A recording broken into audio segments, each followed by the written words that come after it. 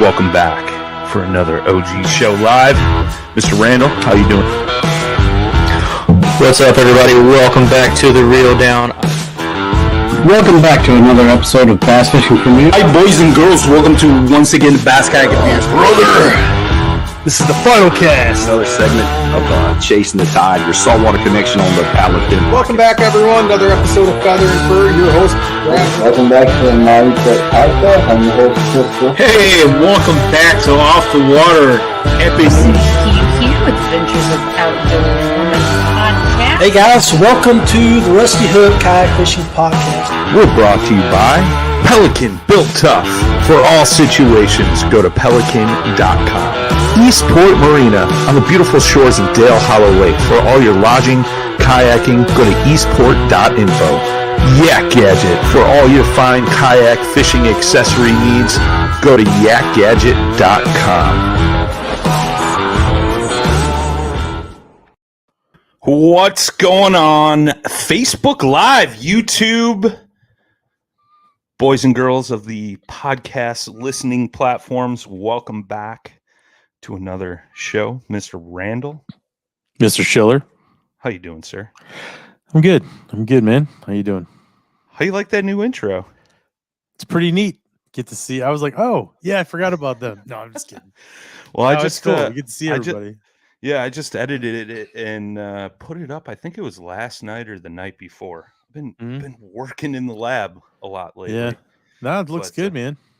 It's good stuff. We got one of our guys in the house is Good Evening Men. I'm gonna say that's rap. Probably. Like I mean, because I don't think anybody else talks like that. Like yeah. Love it, man. Love it. But we got a great guest for you guys tonight. Some really cool, interesting new technology coming into the lithium battery market, and it's been around for a little bit. These guys have been around for a long time. And we got Nathan in the house from the Lithium Battery Company. So we're going to talk to him and find out what they're all about. We're going to really geek out on what a lithium battery is, what makes theirs so unique, and the cool, interesting technology that's involved in it. And I think a lot of kayak anglers are going to be very interested in this, and not only them, but like some of the boat guys and stuff too, from what they got going on. So should we get him in here? He's loosening up. I see him in there. Yeah, I'm getting sure. ready. He looks very relaxed. That's usually how I look when I'm getting ready to do a show. I'm like, all right, let's go, Yeah. getting fired up. So let's get him in here. Nathan, welcome to the show, my friend. Thank you for having me. Appreciate it. Absolutely, man. Absolutely. We're super excited to have you on the show tonight, and just share the good word with folks out there that may be in the market for some lithium batteries or just want to get educated on it. And like I said, not only that, you guys got some really cool technology going into your Don't Die series and things like that. So we wanted to definitely hit that. But why don't you give us a little background on the company itself, Lithium Battery Company, like how you guys started, when it got started, and why? Awesome. So appreciate you having me. Lithium Battery Company was started 10 years ago. So I was actually out paddleboarding in Tampa Bay and ran across somebody and asked them what they did for a living, and they said they sold batteries. So I didn't really think anything of it at the time. I just thought that kind of batteries that's a boring subject, right? And seriously, I had no interest in it, and then I started to learn more about it and the customers that were reaching out to me when I established a website and started getting into the game. I started dealing with Fortune 100 companies, military, all these amazing, incredible projects that needed a battery, and it turned into something much bigger. And here we are today. 10 years later, going strong, doing great, cool things. I know you guys have been working with PowerPole too for a little bit, correct? Yep. They're right down the street from us. They're local. The power pole charge was where it all started, and to get invited there when this was the first concept of just them sitting down in a round table and asking, how do you charge a battery? And that's where that started. And to see it develop and to see how impactful it is in fishing and how much more efficient you can be with your batteries and charging, it's I haven't seen anything like it in the industry. I mean, there's batteries and there's chargers, but there's nothing like the power pole charge that gives you the opportunity to harness that power from the engine and charge your batteries on the fly. That's huge. That's definitely huge, man. Well, and not only that, but like, in our world, the kayak fishing world, it's obviously the lighter your gear is in your kayak, the better off you're going to be, right? And that's why, lithium batteries in the kayak world have become so huge. So I mean, I guess before we kind of like dive into that, like let's talk a little bit about what a lithium battery is and like maybe the differences between your typical lead acid battery and a present day lithium battery. Right. So lithium is much lighter weight than a lead acid AGM battery. There's much more power, energy density.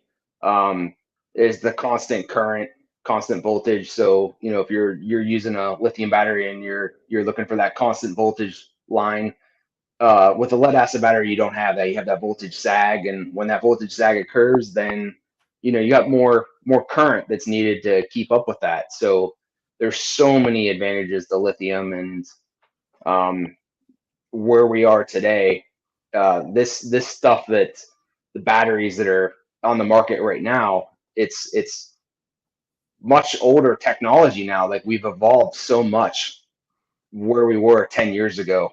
And I see a lot of similarities with what's out there in the industry now versus where we are today and all these benefits that we're about to unlock in the future. Sure. Sure. So like the inside components of a lithium battery, and I think a lot of people don't realize this, like, in a lead acid, you got these, lead cells, so to speak, soaking in, a bunch of water or something, right? Basically. Mhm. Lithium is completely different. So do you want to kind of run us through the composition of what's inside that black box that we just hook battery or, power cables to? Right. So there's different types of battery packs. So for Lithium Battery Company, we do batteries in cylindrical, prismatic, pouch cells. There's all these different types of shapes and sizes and energy density that you can get a battery in any shape or size. So that's really a loaded question when you're comparing lead acid AGM batteries to lithium. There's much more advantages that the world hasn't seen yet. And a lot of it has to do with, there's the cells inside the battery pack, but uh, matching the high density, high performing cells with the battery management system technology, we're getting into light years ahead of where technology was and how to manage that power, how to be more efficient, and to get more out of your battery. So, I mean, I've seen, when you're talking about cells, like a previous podcast that I've done with a lithium company, it looked like it was almost like a bunch of like C batteries or double A batteries, like, Right. and all combined in there. Is that kind of the same thing you guys do inside your batteries? So we're an OEM. We do a lot of custom lithium ion batteries. So a lot of the stuff you see here, we got a 12050 and a 12020. That's using a cylindrical cell in the internal and the inside. But when we get into customizing battery packs, that's when you could really shine with getting these battery cells that are in much higher density sizing parameters that you can pack into a specific shape and size and get more energy out of that. So yes, we do cylindrical, we do prismatic and pouch. It all depends on the application and the performance. It just doesn't stop at a lithium cell. It's Okay. it's what kind of cell performance, high discharge rate, high charging versus a standard, cylindrical cell. It gets more Technical in there. intense. It does. I remember somebody telling me like they're in like when you're talking the cells, right? Like there's different grades of them, so to speak. Right, right. What is that all about? Because I didn't fully understand that. Like I think they Yeah. were saying it like it was stamped with a 1, which meant something, but I don't know Oh, what yeah. that something is. Right. So, there's a lot of lithium cell manufacturers overseas, around the world. A lot of it comes out of China, and cell manufacturers, their only job is to make these battery cells. They don't make battery packs.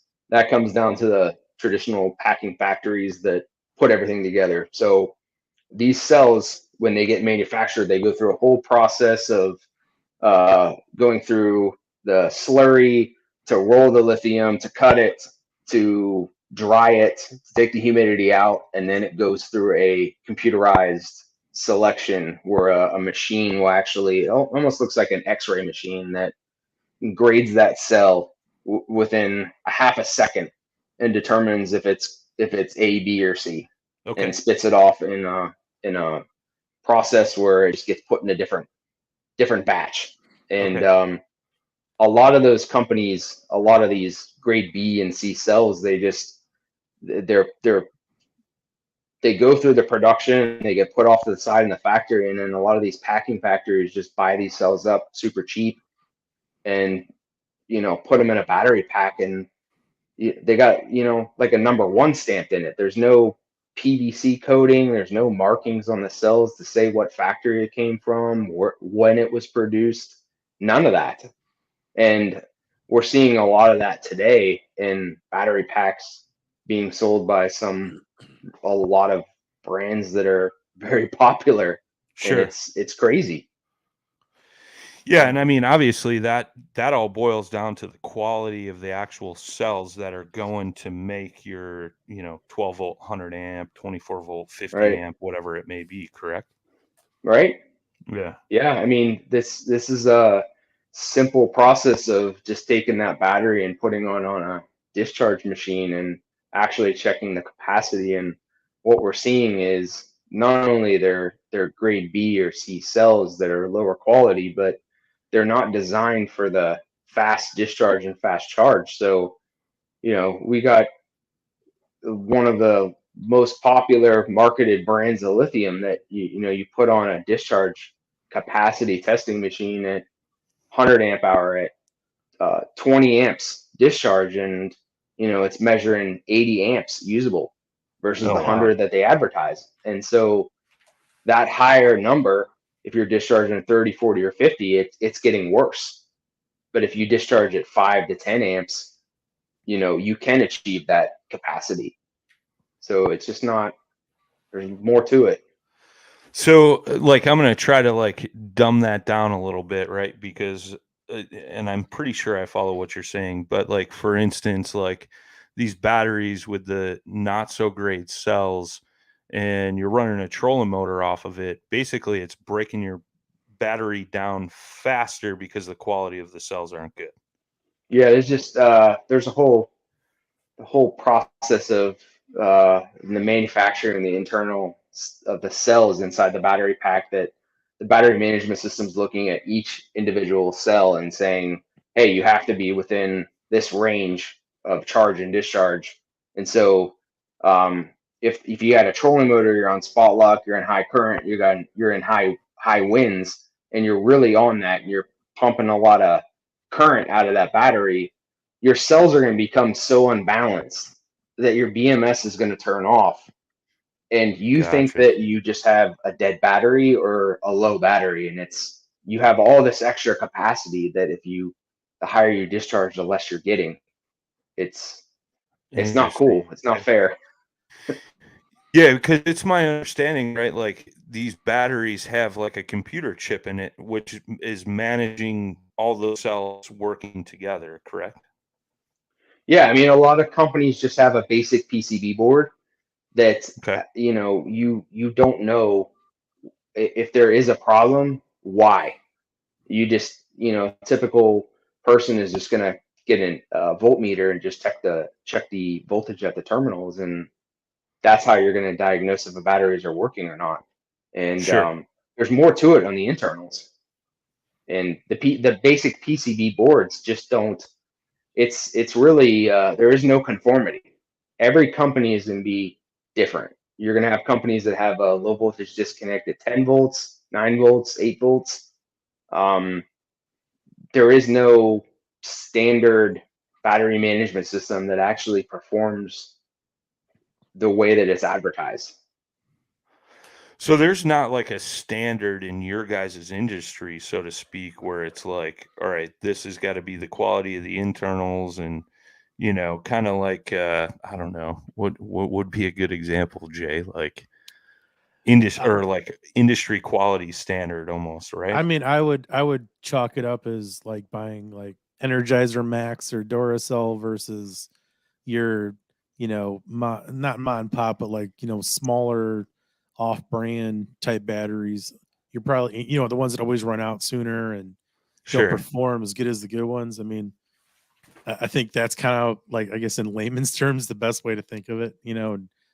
Now the Yeah, technology that's built into yeah, all the lithium, and especially what he's talking about now, which nobody's been doing because, I got a bunch of batteries, and one of the biggest problems I see is that nobody's like he would, like he's talking about is there's no way to really monitor the output. And I think there's some thought behind that because they may know they're not putting out what they're supposed to be. So they're not going to basically let you see that. But they'll, you know, use something else to make you think you're getting the power that you should be getting out of it. If that sounds clear enough. yeah. This is just like basic advertising, right? Yeah. So no Yeah. one's going to get into the specifics, but working with a lot of marine applications, especially working with PowerPole, just being down the road with them, is I've been able to see all of my competitors' batteries and test them Mhm. firsthand, and be involved with PowerPole engineering to advise them on certain issues that I see from 10 years of experience that a traditional person that just wants to buy a battery pack isn't going to understand. And what it boils down to is uh, products are being affected. Manufacturing, trolling motors, battery chargers, their manufacturers are fielding technical support calls for their great, wonderful products when it is the battery itself that is causing the issue. Huh. Interesting. Interesting. I've seen some of that recently, now that some of these kayak guys have been running some of these um batteries for a while, and you had mentioned something and it clicked. I saw a post recently on Facebook or something, and it was like, yeah, I was, running my trolling motor and it's just all of a sudden battery just died. But I had just, recharged it last night or, whatever it may have been, and it just shut off, and I try to charge it and it, I get 20 minutes out of it and it just shuts off. So it seems like that's where you're talking about, like those cells aren't evenly matched, so to speak, and they're kind of fighting Mhm. each No, other, correct? no. I mean, it's this is going back to 2018, the last time I was in China, and I saw several packing factories with these electric bus batteries sitting outside, and they were disassembling them and packaging the cells, sending them off to another packing factory to get made into battery packs. And it's the wild, wild west right now. It's, Mhm. a lot of these companies, I really I don't see how they know what they're getting with their Sure. quality. And this is exactly, the conversation of, if the higher you discharge this battery, the faster you charge it. It's the cell imbalance inside with the battery management system that's having the disconnect. And Okay. now when the customer has that issue and they say that they've discharged it and they got X amount of time, when that separation occurs with the battery management system, it's I always use this analogy. Charging lithium is like pouring a glass of beer. You can pour quickly, but you got to taper back that current to get that even charge. Otherwise, you're going to overflow the glass, and the BMS is going to disconnect. It's the same thing with charging and discharging, that you have that imbalance. But once that BMS disconnects, everything settles. It's like the foam in your glass that's settling back down. And that is the true representation of how much power you have in that battery. And it's a trick to the normal person. They're just going to look at that voltmeter reading and they're going to think that everything's okay. That's what I'm saying. You know, and what you're saying too is like basically it was like a rush to market, and they didn't really tame it. Nobody's really tamed it like you guys are saying that you have, you know, or at least the start of, because we haven't seen what's actually the potential of this power source. And you know, there's an incredible imbalance in the quality and basically everything, and it's really just coming down to marketing and what you're looking at and what they want you to look at. So you're not really, you know, diving into it and getting the education and trying to figure out like what should actually be happening.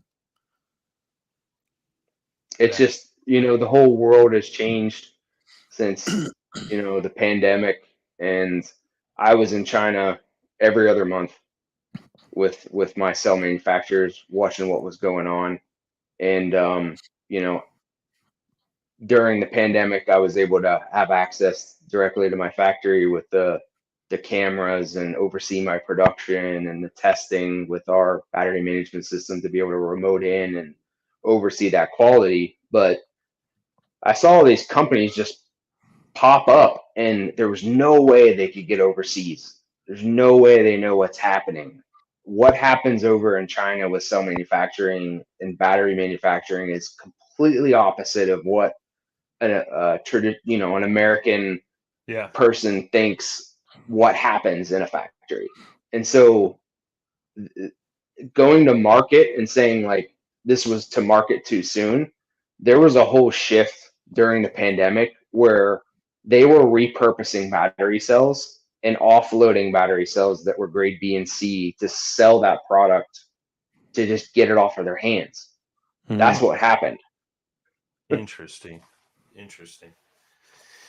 Yeah, it's I mean, like you said, China's the wild, wild west, man. Like there's no regulation like there is in American factories, you know. So it's anything goes. And you know, you see that in the fishing world for sure when it comes to like baits, lures, rods, reels, things like that are made over there. You know, there's no quality control, so to speak, and it's you know, whatever goes, you know, whatever happens goes. But it's super interesting. So now that we've kind of like ran through that concept, what makes the Lithium Battery Company stand outside of that box and makes you guys different as far as like your cells, computer boards, and all that good stuff? Right. So, you know, I've been to China 16 sometimes. I have visited hundreds of cell manufacturers. I have handpicked the manufacturers that I work with. A lot of these manufacturers don't even work with any of these other companies that you see marketing any type of lithium battery. They have so much business with their own government that they don't need to be on any marketing. I mean, Alibaba, it's huge. Sure. Yeah, you can go on Alibaba and find a lithium battery, but my cell factories, they're not on Alibaba. They don't need to market to any of this. So just really close relationships with our cell manufacturers to oversee the quality, so that when we're buying cells to manufacture our batteries, we're getting the A grade cells, and we're reputable. That for 10 years we've been consistent with the ordering and the manufacturing. So, you know, these factories want to maintain this relationship, and you know, no one wants to have a bad experience. So it's just been a winning situation for 10 years, just to be connected to the right manufacturers and just have this process. Yeah, that's huge, man. Having a company that you can work with that you can trust and, almost have a guarantee that you're getting the quality versus the quantity, so to speak, right?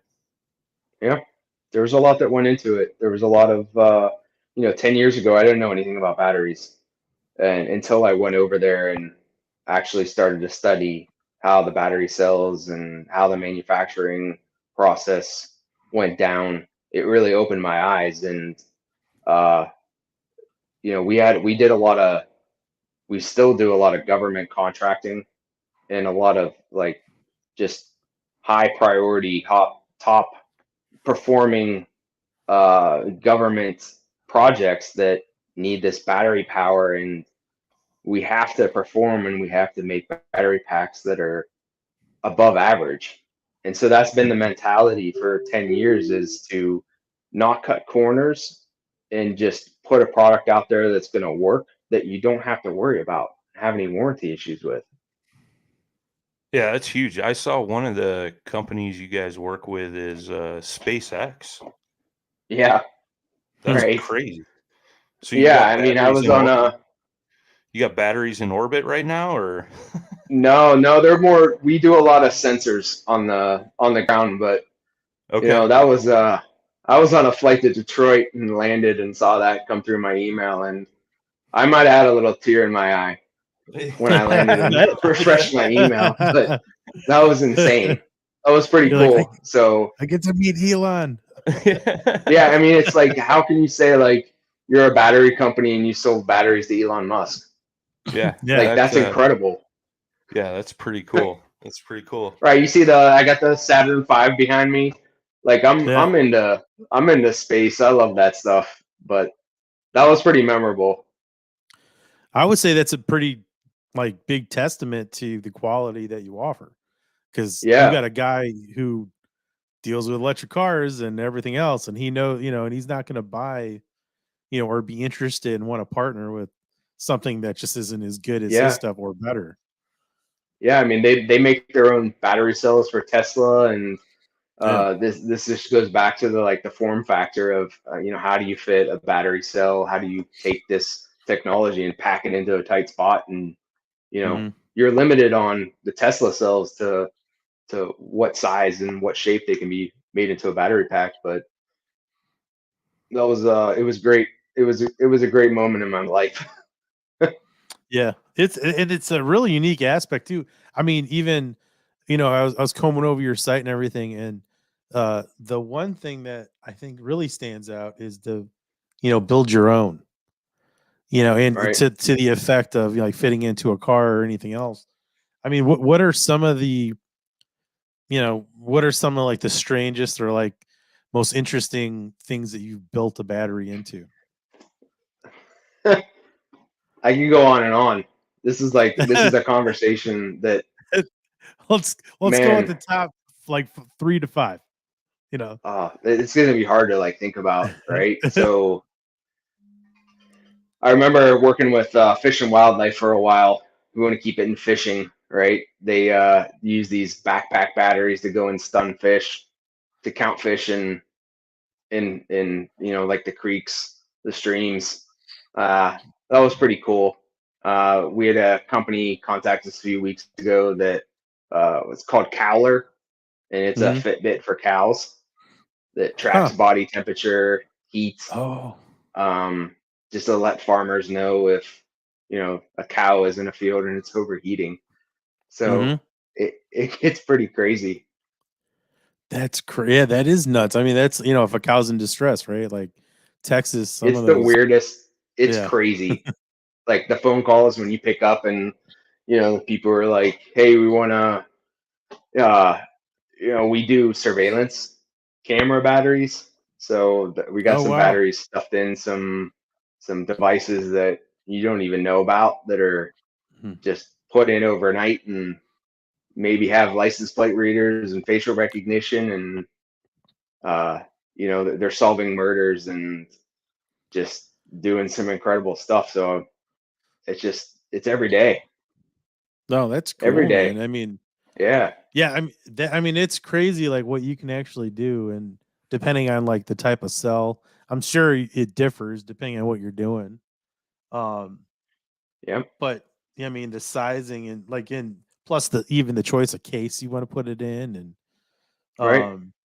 that's really cool. I mean, I wouldn't say like I'm a nerd on the batteries, but I really appreciate what those batteries can do. And I've got a couple big ones, for like backups. Matter of fact, I've already used it like once to run the fridge, when the power Hmm. went out. um, but what one thing I did notice, and I see you guys are doing solar, but are you doing solar charging batteries yet? I don't know if I saw that. Yeah. So this whole thing that's happening with power pole charge and that the power pole charge is very similar to solar. Mhm. You have solar panels, you're charging and discharging at the same time. So yes, we do that type of technology, 12 through 48 volts. Um, and what's unique about this conversation is our battery management systems are designed to be charged and discharged at the same time. And what I'm seeing is a lot of competitors that have the basic PCB boards inside that Mhm. their only circuitry is to charge and balance the battery and discharge and balance the battery. There is Yeah. no both. Yep. And that's causing a lot of problems that I don't think a lot of companies are even know that it's happening right now. So, Or but that I was going to say, or you see it like just through, um, like a very segmented, outlet. So I noticed on one of mine, you can charge and discharge only when you're when you're discharging through, DC. But if it's through mhm. AC, like it doesn't work. Yeah, it's just different power. Yeah. Just the whole calculation with the charging.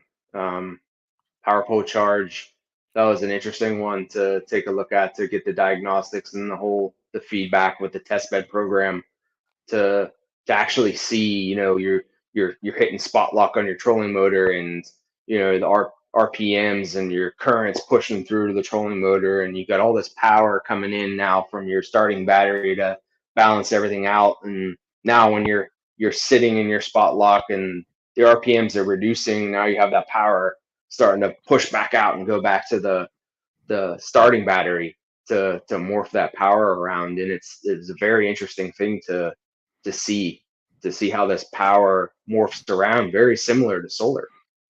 Hmm.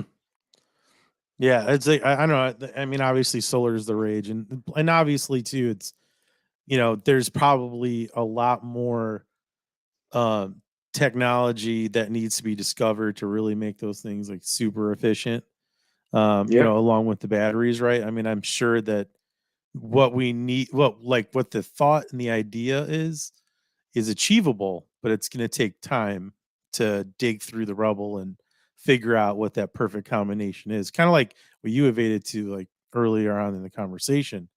Um, can you speak to anything without giving away any of your company secrets, like that you kind of see or something, or just kind of vaguely steer people in a direction?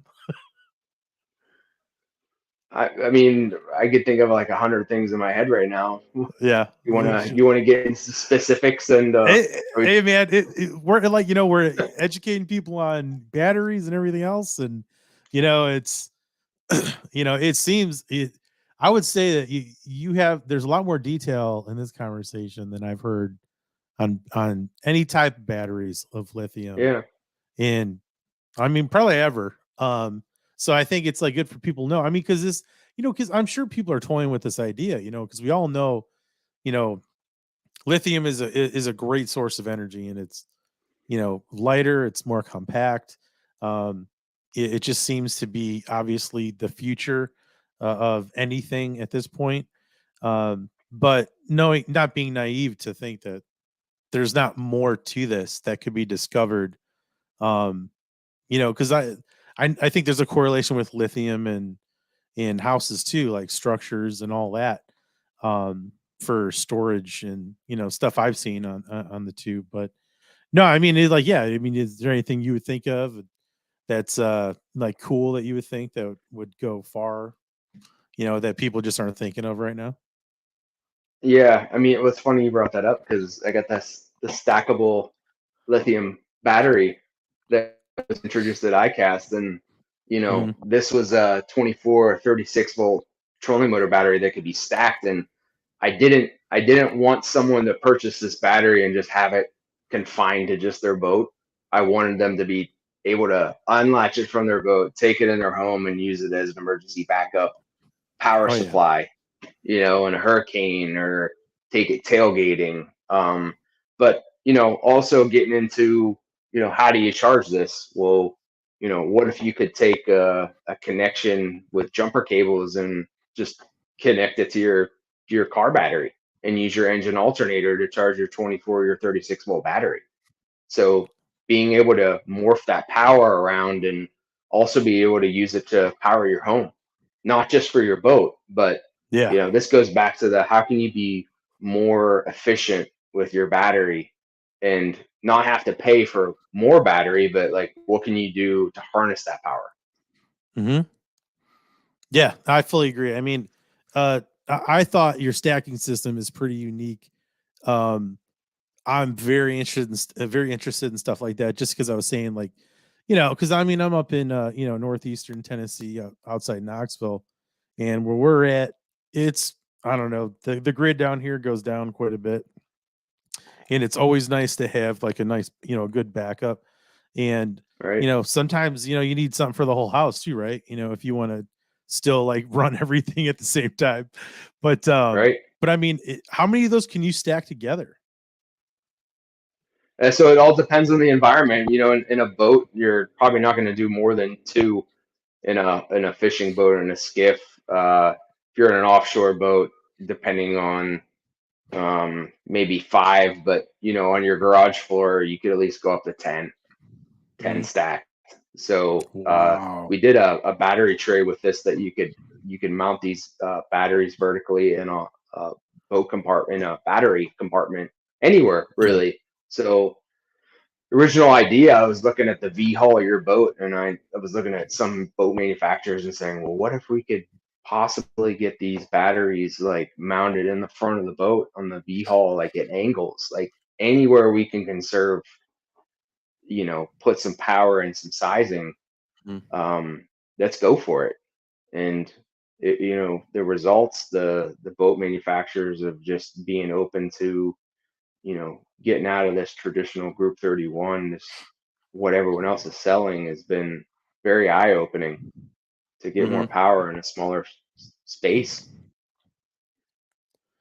Yeah, and like the fact that your the material around it, is waterproof and you could take the thing anywhere.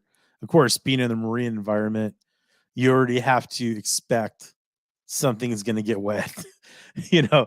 So Right. it's good to have a battery that is like sealed and you can use it for any occasion. And as you brought up, camping and anything, you just any kind of weather, um, get out there and and use it for whatever you feel necessary. Yeah.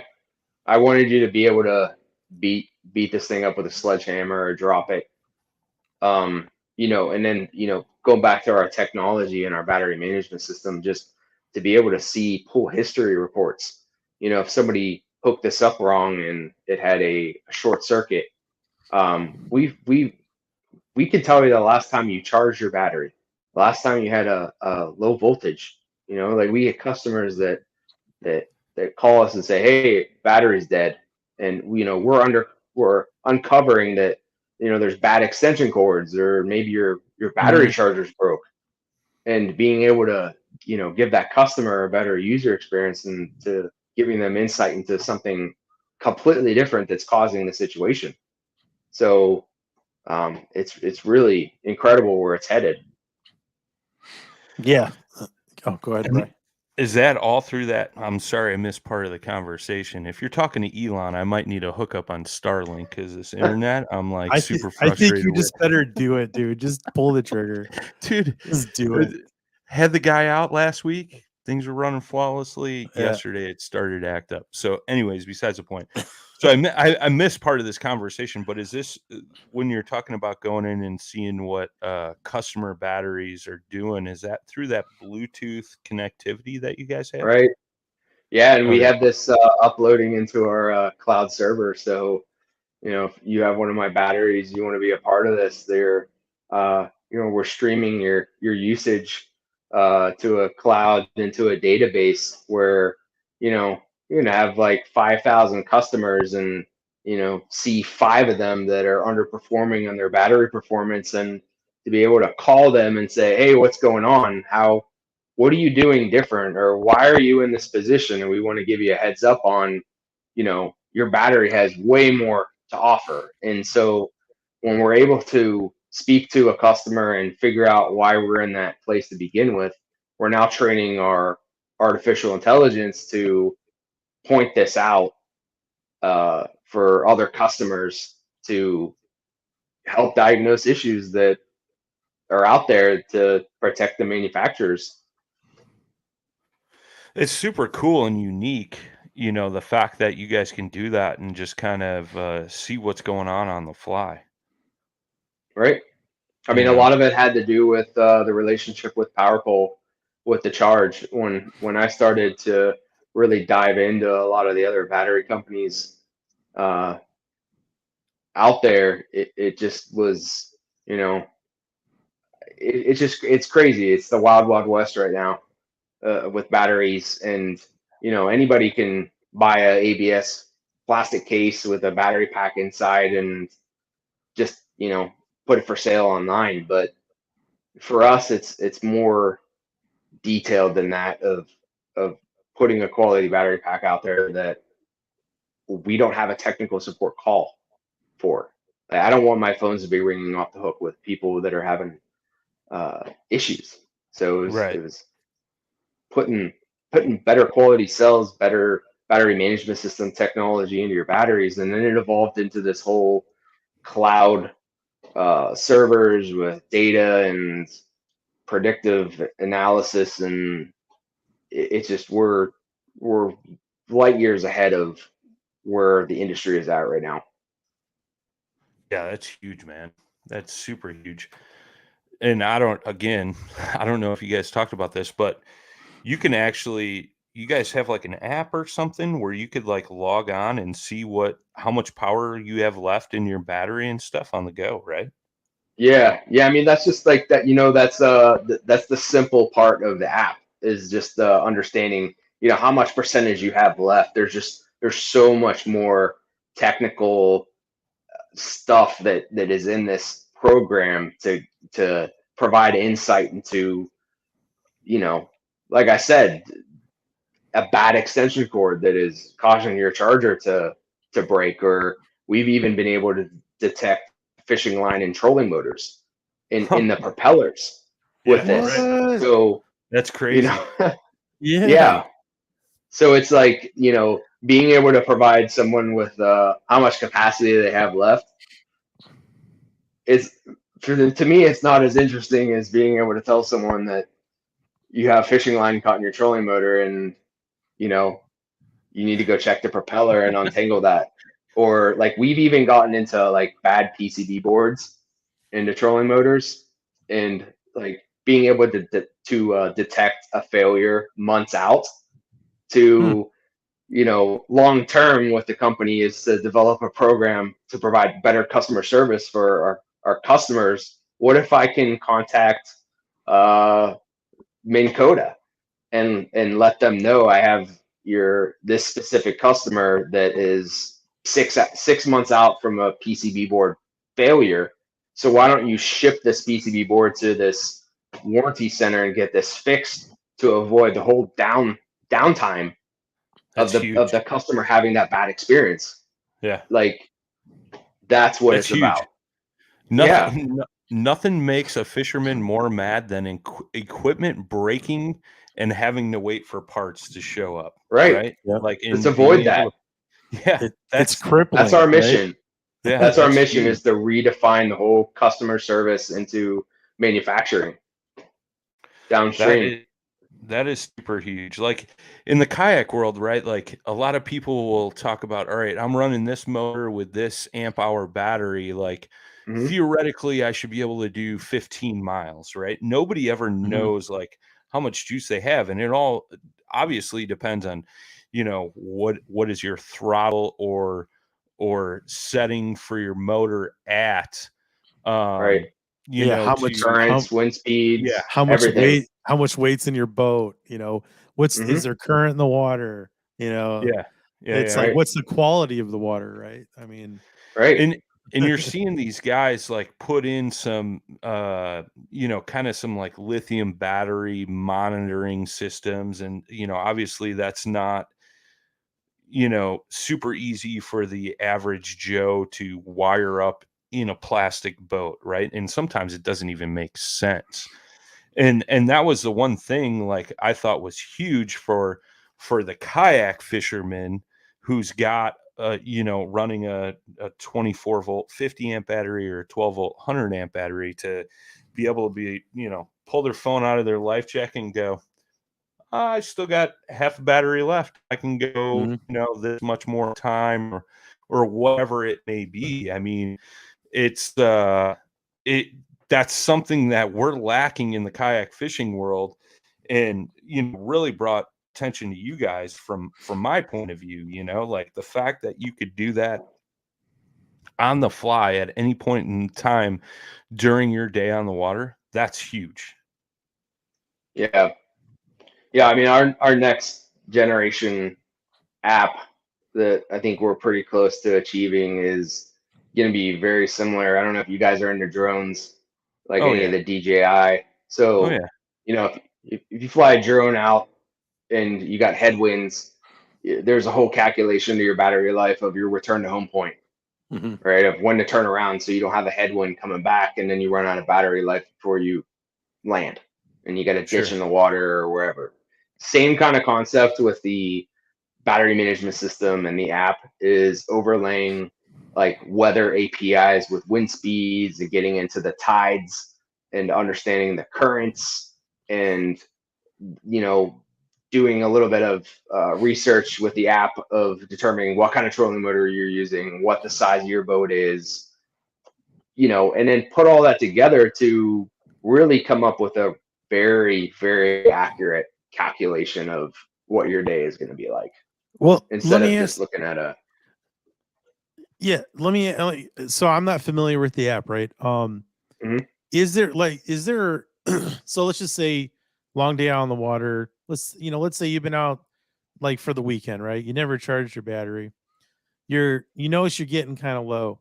Can you um can you limit your output? And if yes, is there like a variance that certain like trolling motors or whatever you're powering can handle within a spectrum? So you could have like max output, and then if you're going to be running low, can you, kind of like you see in the movies and stuff, they're like, okay, move, like let's transfer that power over here, and and it'll like we'll just operate at like 3/4 the speed.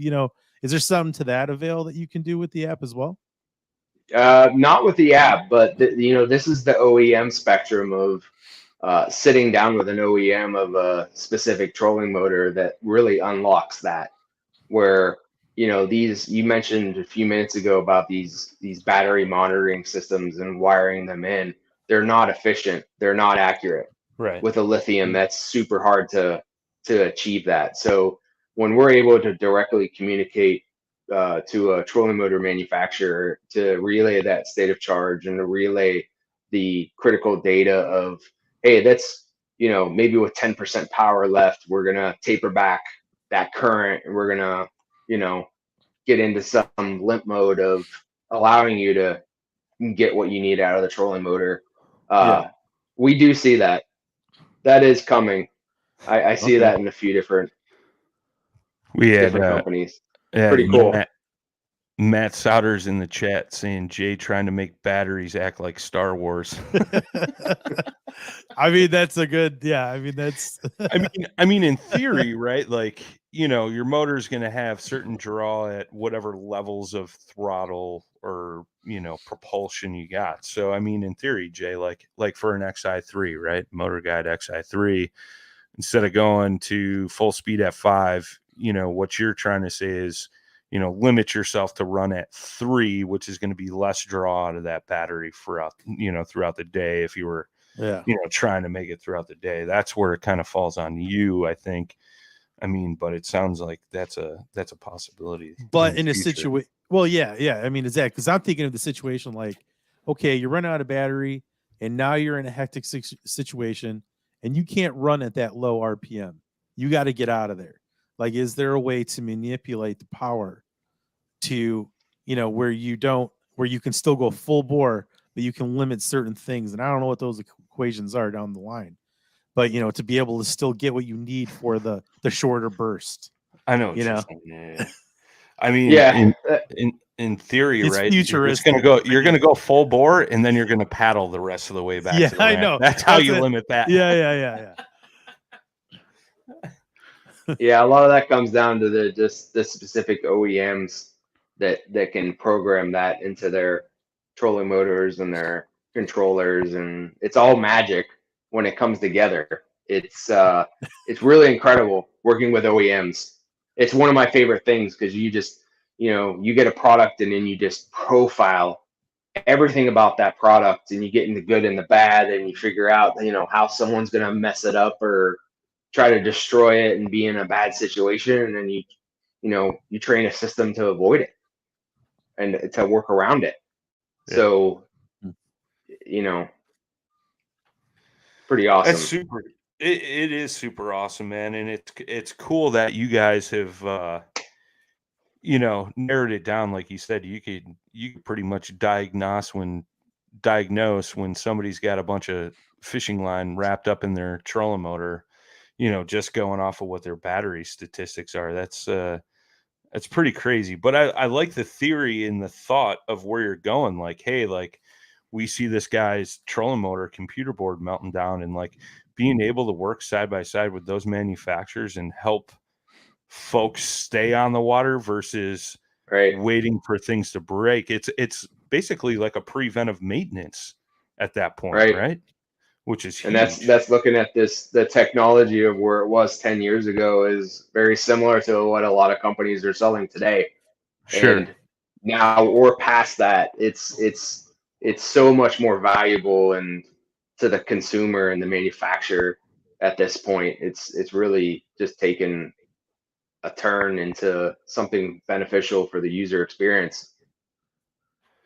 Yeah, and I mean, I can understand now why. But I was talking to somebody earlier in the week, and I was like, yeah, we're having this company on the podcast this week called the Lithium Battery Company, and they went and checked you guys out, and they're like, well, they're $200 more than the battery I have now, or $100, whatever it may have been.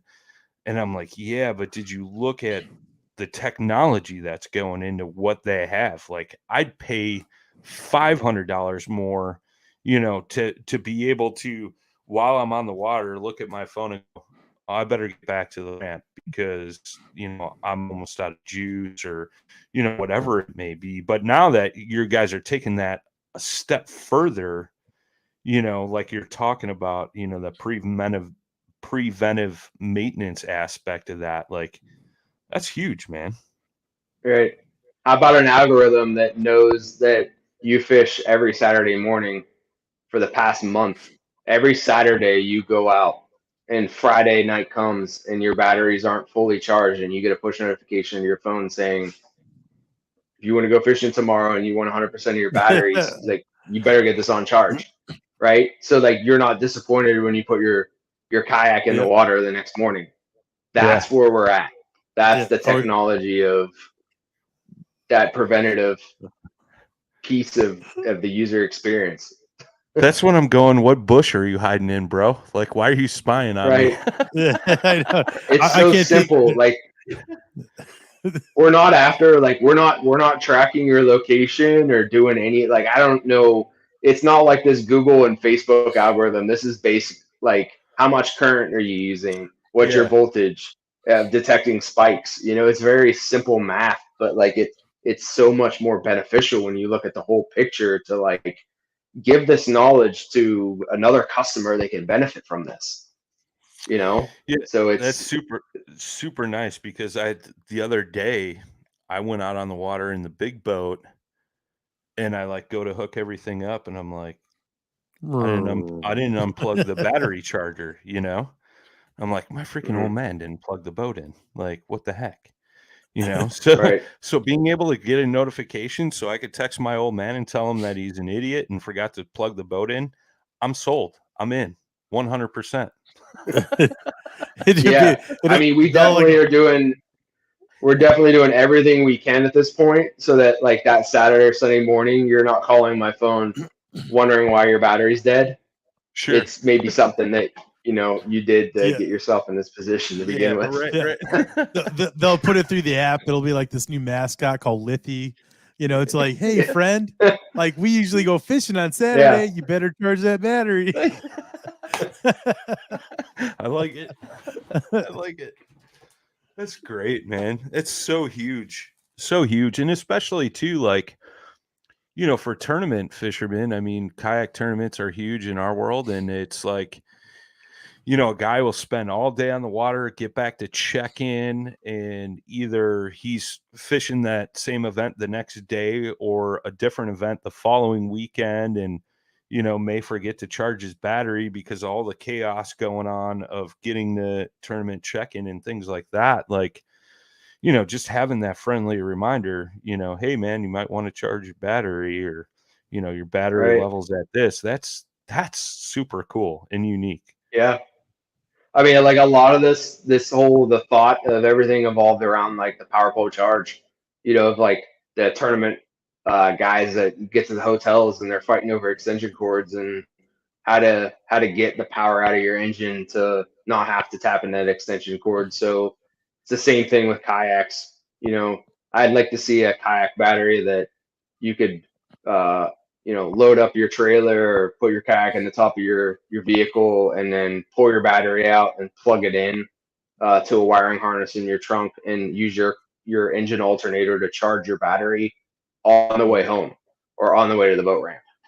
That's So huge. to not need that charger. Yeah. That would be the slickest kayak setup to date. So Yeah, when you're ready it's to right make that around the happen, corner. I'll bring you my It's truck. I'll yeah. I'll bring you my kayak, the batteries, whatever it is, take my money. We gotta think of like ways to improve. I don't know. I mean, maybe we can have a supercharging station at some boat ramps. Yeah. That you can charge your battery full in 10 minutes or something.